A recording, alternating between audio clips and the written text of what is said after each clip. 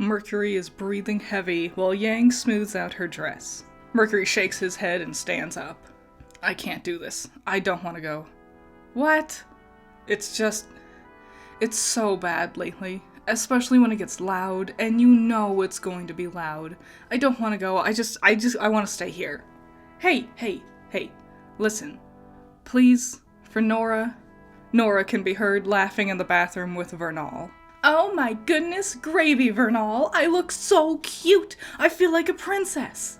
Listen, I know you've been having a hard time, but please, just come for a while, for Nora's sake. All four of us haven't gotten to spend a lot of time together lately, and this would really mean a lot for her. Mercury groans, rubs his eyes, and shakes his head. Oh, okay, fine, but only for a little while. Nora comes bursting into the room, Vernal right behind her. Well, how do I look? Yang starts to clap and whistle. Mercury nods, smiling. You look gorgeous, Nora. Do you think Emerald will be impressed? Absolutely. Come over here. Yang pulls them all into a big group hug. Here's to letting our hair down. Team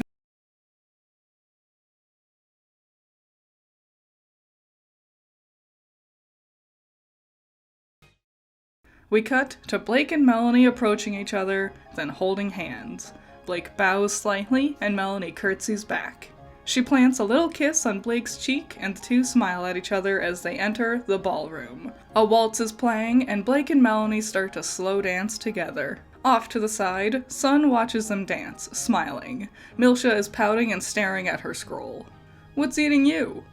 Team Posey just stopped responding to me. Maybe we were too pushy. Don't worry about them. Let's just enjoy the dance. Someone tugs on his arm, and he looks over to see Neo and Jean. Milsha and Sun clap excitedly at Jean's put-together dress. You look great! How do you feel? I feel really good. Jean is beaming ear to ear. Milsha holds out her hands to Jean, and they take her hands, and she leads them to the dance floor. Neo and Sun follow suit and head to the dance themselves. Sun picks up Neo since she's so short, and she giggles as her feet dangle off the ground as they sway back and forth. Across the room, we see Team Posey all huddled together, watching Team Boom dance. Weiss sighs and takes a big chug of her drink. Is it kinda bad I still want to dance with Sun? Oh my gods, princess.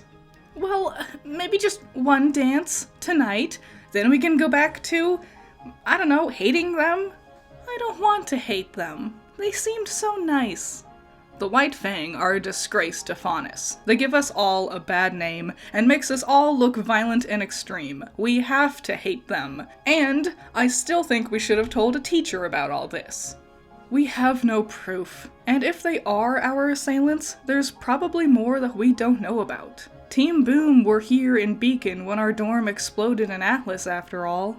Cinder's right. It's best if we wait and see what else we can uncover on our own. Not to mention the other thing we learned about Vernal. Okay, we agreed. We would enjoy the dance and worry about this crazy stuff afterwards. So, let's enjoy. All four sigh heavily, watching the dancing all around them. The music changes to a much more exciting pop song and the crowd cheers, changing from dancing in pairs to just going all out. At this time, Ruby and Oscar enter the doorway of the room and look around nervously. Oscar spots Team Posey lingering by the punch bowl and quickly moves to get away from them. Ruby follows suit. You know, I don't think I'm really up for all of this. Me too. They scan the crowd and spot Jean and Neo with Team Boom. Jean waves excitedly at them, and they wave back. I'm glad Jean's happy, though. You're right. They look like they're having a really good time out there. The two watch their teammates dancing some more. Suddenly there's a loud cheer, and Nora comes crashing in with Emerald. The crowd starts cheering and forms a circle around them and watches as Emerald does a really cool, intricate dance move. Nora follows it up by doing the sprinkler. The crowd laughs with her, and the couple move out of the way for the next dancer to enter the circle. Ruby smiles at the sight of it, but her smile fades as she spots Yang making her way to the food spread. She looks over and spots the other two members of Team Venom on the other side of the dance hall. Watching the crowd, Ruby's eyebrows raise as she focuses on Mercury. He's hunched over and clearly breathing heavily. He almost looks like he's about to throw up. He shakes his head and starts making his way down another hall towards the bathroom. Ruby looks over at the other Team Venom members, but they seem too preoccupied to notice Mercury's absence. She takes a deep breath and goes after Mercury. Oscar is startled to see Ruby suddenly take off, and as he watches her go, he suddenly notices Vernal. Vernal looks around the room, then slides back and dips down a corridor. Now where are you going? He looks around, no one notices him, and he runs after Vernal. Mercury stumbles down the hall, gasping and fighting back tears. The booming of the bass from the music echoes louder and louder around him. He hears slamming, slamming, louder and louder. The man's voice echoes in his head. I hate you. Never should have been born. Stop your crying. Mercury pushes his way into the bathroom. Never should have been born. You killed your mother. Mother killer. Stupid. I hate you. You're a freak. Worthless loser. No semblance. I'll break that semblance out of you if I have to. Go away. Occupied. I said go away.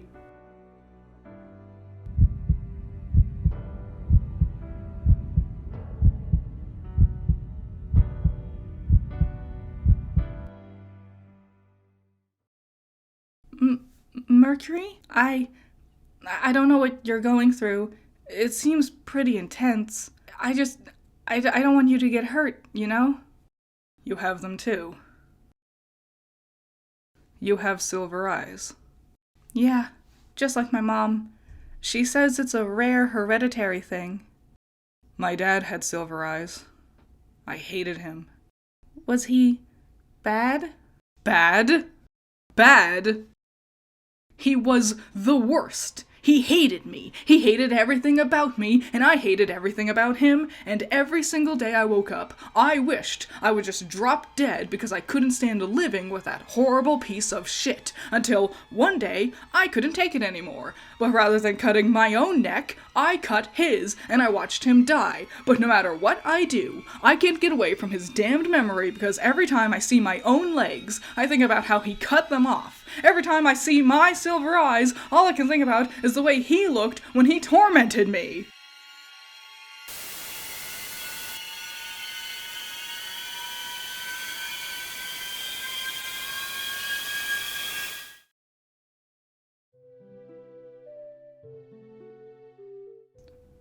What are you doing? I wasn't sure what to do. I thought you might try hurting yourself. But now in hindsight, I think that might have been a miscalculation. Yeah, probably.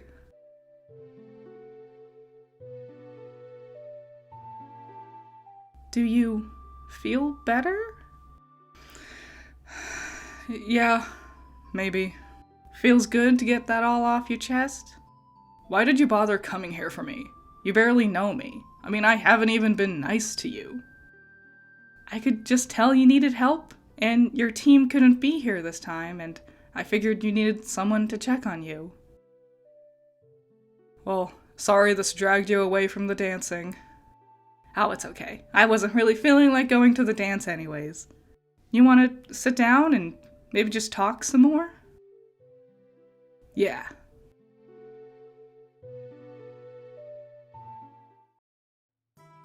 We cut over to Team Posey, still watching the rest of the school dancing. Cinder groans and slams her cup down. I'm gonna dance, damn it! She charges into the crowd of people and starts to dance along with a fast-paced EDM song that's playing. Ilya slams down her own cup and runs in after Cinder.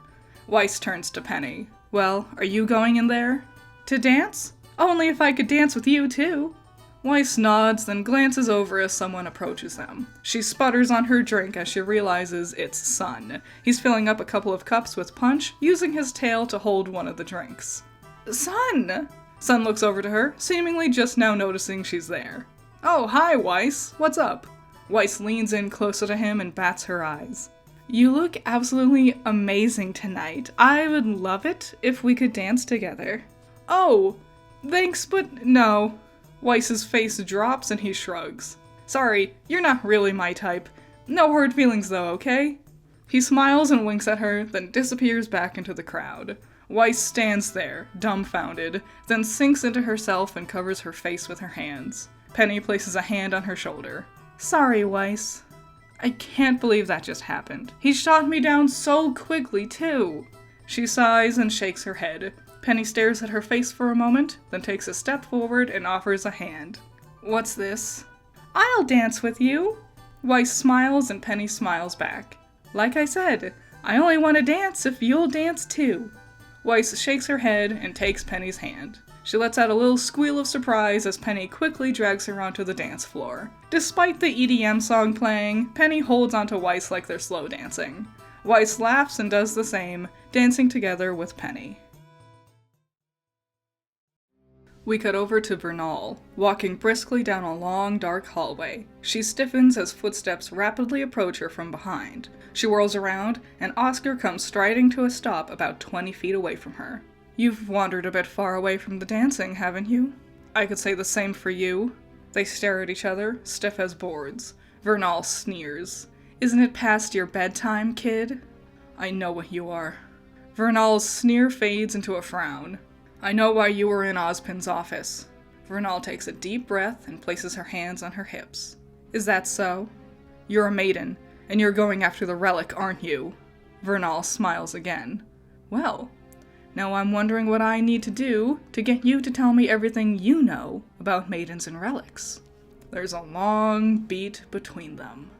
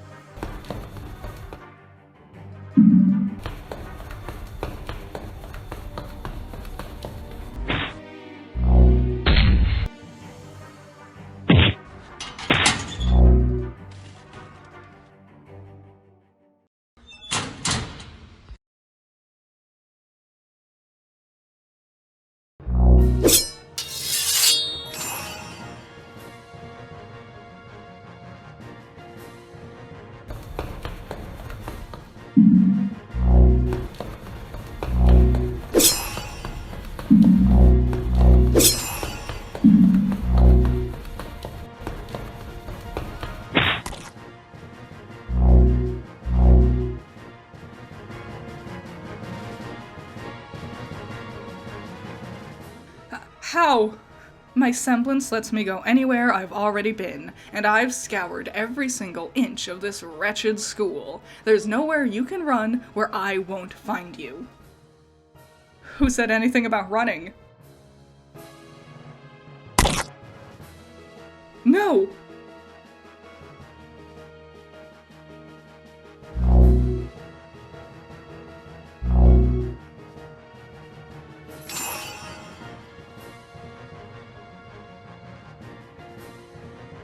You gotta be kidding me.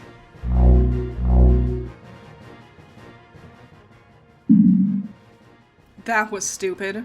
Maybe. Let's see if it actually works.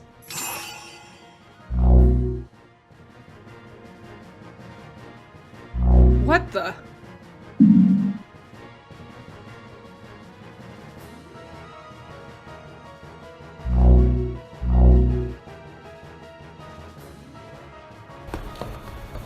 Professor Ozpin! Vines suddenly burst out of his clothes and wrap around his body, wrapping around his mouth to gag him. The vines tangle around, tying his hands and legs together. He rolls over onto his back and looks up, facing Vernal standing over him, her eyes glowing with magic. Oscar breathes heavily and glares up at her. Vernal scoffs, then suddenly, Ozpin's voice echoes from beyond the door. Hello? Is someone there?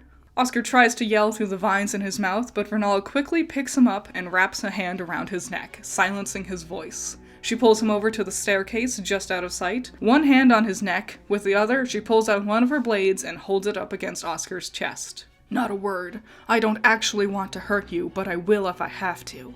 Oscar grunts and tries to squirm out of her grasp, but it's pointless. Ozpin's office door opens and he peers out into the hall. He looks up and down around the area. Hello? Vernal peers at Oscar. The boy takes a deep breath and shifts under her grasp, but remains silent. There's a moment of pause as Ozpin looks around, then finally he sighs. Prom pranks, I suppose. His office door closes and Vernal waits a second, then leans over to look down the hall and double checks that he's gone. Her eyes glow again and she tosses Oscar to the ground, her maiden magic turning the vines into dried out husks of themselves. Oscar gasps for air on the ground and he glares up at Vernal, her blade still pointed at him. Are you going to kill me? No, you're much more useful to me alive. I won't tell you anything. Vernal tuts and squats to be closer to his eye level on the ground. Don't you want to know what secrets Ozpin's trying to keep? Oscar just glares back at her. Vernal thinks for a long moment, then shakes her head. Have you even seen a relic? Because I have. Oscar gasps and Vernal smiles, tilting her head. Oh, what? Are you jealous? It's blue and gold. It glows ever so brilliantly. You can see the endless potential of magic swirling about inside of it. And it kills you not knowing how to use it, huh? Oscar smiles and Vernal sneers. Ozpin lied to those Atlas brats. What makes you so sure he hasn't been keeping secrets from you? You're the one who texted Weiss, aren't you? You're the one spreading word about maidens. I did message the Schnee, but she's the only one I've told. Not like it matters. The whole Black Wing tribe knows about this. Oscar stares at her and his shoulders slump. Raven knew about it, didn't she? Oh, did Ozpin never tell you about that? I'll tell you what, kid, these things are powerful. We both know that. What good are they just being locked away? They're dangerous. You lock away weapons to keep people safe. Vernal shakes her head. Wrong. You destroy a weapon when it's dangerous. You lock away tools. Keep them safe until you need to use it again. Vernal's eyes narrow. And why is it only Old Man Oz gets to know how to use them? Huh? Power? There are people suffering in this world. Grimm are rampant. The faunus struggle for equal rights even today. Children go hungry. What if these relics could solve all of that? If I cut you with this blade, it's a weapon. But if I use this blade to harvest grain, it's a tool. It's necessary for survival. What if Oz just doesn't want to share what he has? He's selfish and only wants to protect himself. It's not like that. You don't know anything. Vernal stares intensely at Oscar for a moment. I'll make you an offer, kid, 'cause I meant it when I said I'd rather not have to kill you. You work with me and help us learn about the relics, how to use them. Or you can get fitted for a coffin. Her eyes glow, and Oscar lets out a sudden cry of pain. He looks down at his palm and watches as a thorny vine starts sprouting out of his flesh. The thorn carves away at his skin, and a little bud grows and turns into a small green flower. Oscar gasps in pain as it withers away in an instant, leaving behind a gaping wound in his palm.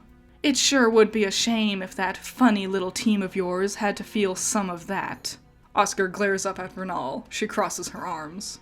I'll give you 1 week to decide, and I will be keeping a close eye on you. She vanishes in a flurry of pink petals. Oscar sighs and pulls himself into a sitting position. He looks down into his bleeding palm, and then clenches his hand into an angry fist. We cut over to Ruby and Mercury, sitting on a bench near the bathrooms. Mercury is staring down at his legs. Ruby is staring at the wall across from her. My mother always said we were special, because we have silver eyes. It's a rare trait, you know. She said it means we're blessed by the god of life. It's her favorite fairy tale. Summer seems like the type to say things like that. She loved reading stories like that when I was little. Mercury scoffs and Ruby looks over to him. I know it's not fair, comparing our parents. My dad would get drunk sometimes and talk about his life. And sometimes it wasn't that bad hearing his stories. He was an assassin, and he was trying to teach me to be one too. That's a pretty unique line of work for bring your parent to school day. Mercury chuckles. Yeah, he had this crazy semblance. He called it puppeteer. If he mimicked your pose or action, he could suddenly take control of your body. He could make you grab a knife and cut your own throat if he wanted. But sometimes he actually preferred doing that part himself. I'm sorry. That sounds terrible. Well, he was always real mad at me. He hated everything about me, but what pissed him off the most was that I never unlocked my semblance. Ruby sits upright, shocked and confused. Wait, really? Mercury nods solemnly. I'm sorry. I've never heard of anybody who didn't have a semblance. Dad kept hoping I was just a late bloomer. He didn't think I could be an assassin without a semblance. He heard a rumor that semblances can unlock or evolve when you experience something traumatic, something that threatens your safety. Eventually, he decided to put me under so much duress there could be no way I couldn't unlock it. Mercury's eyes stare off into the distance and he grabs onto his metallic knees. So, he cut my legs off, one at a time, trying to get me to do something. But it didn't work. No semblance, even to this day. Mercury, I'm so sorry. There's a long silence between them, then Ruby shrugs. I know it doesn't help or anything, but I think your legs are really cool. Oh, really? Yeah, I love weapon design. My mom put your leg back together, and I saw the schematics on her desk. I think they're really special. Mercury smiles and shakes his head. You want to trade? Ruby smiles and the two chuckle. Mercury points to her. I thought you said you were mad at your mom. Ruby grimaces and rubs her eyes. Oh, it sounds so small and stupid compared to your stories. I am really good at winning the pity party game. You know, I don't get something. Yang said that Mom abandoned her and Raven, but what I always was told growing up is it's actually the other way around. Yeah, you mentioned something like that before. Yeah, my mom and dad wanted to help support Raven and Yang, keep them close, but Raven chose to leave. At least that's what they tell me. I guess everyone has their own version, for one reason or another. To protect their pride, maybe?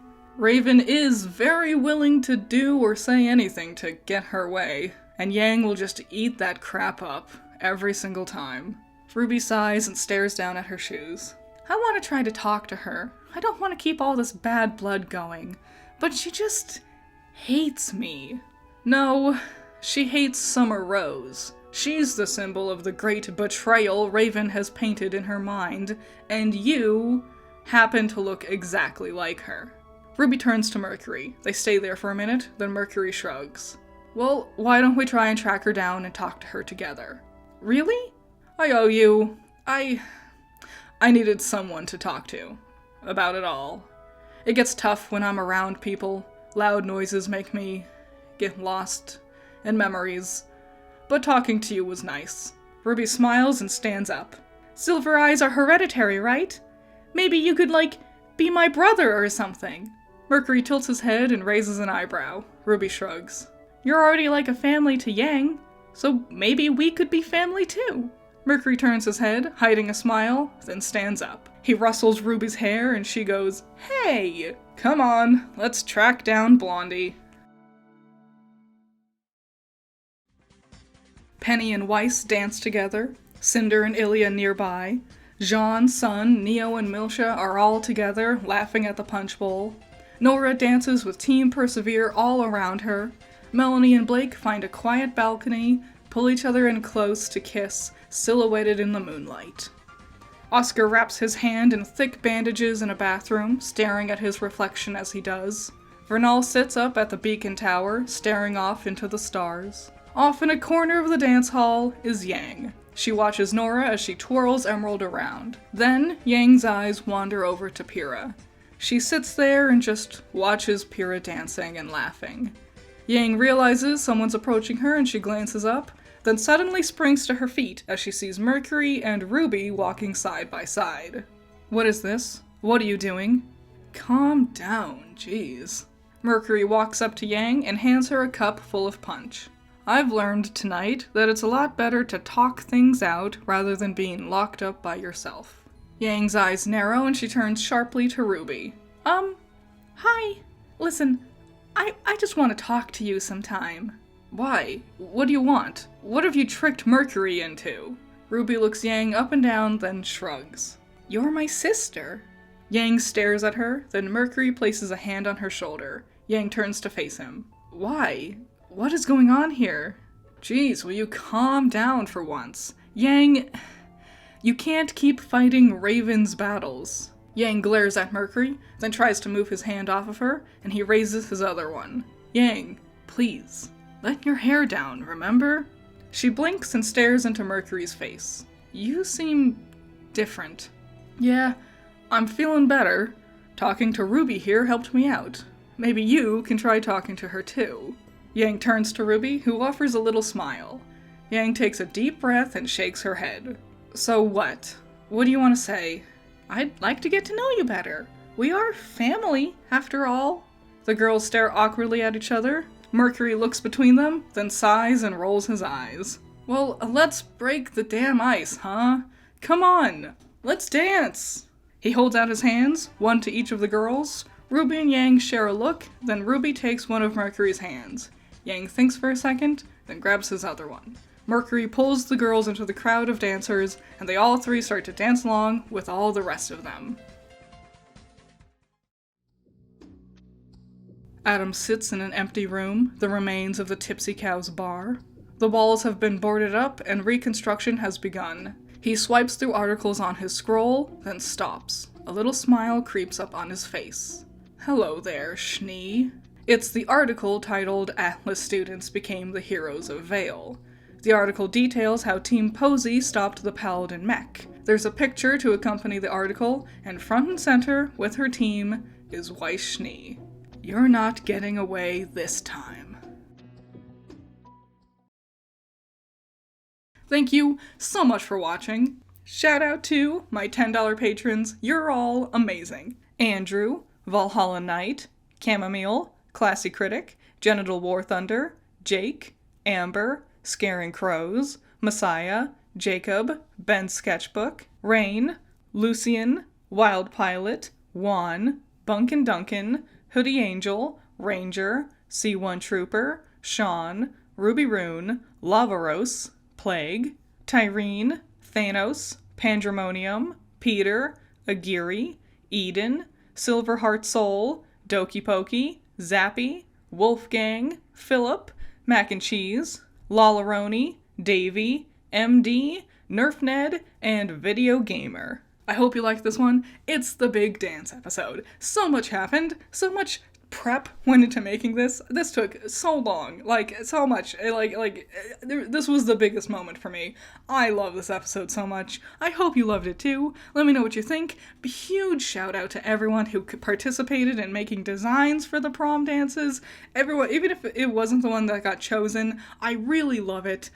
I'll have an extra video to show off everyone's work who participated in this challenge, so I hope you watch that to show everyone love and support for participating at all, and for coming up with— everyone had good designs. There were no bad designs in this challenge. Thank you so much. I'll see you in the next one. Bye-bye.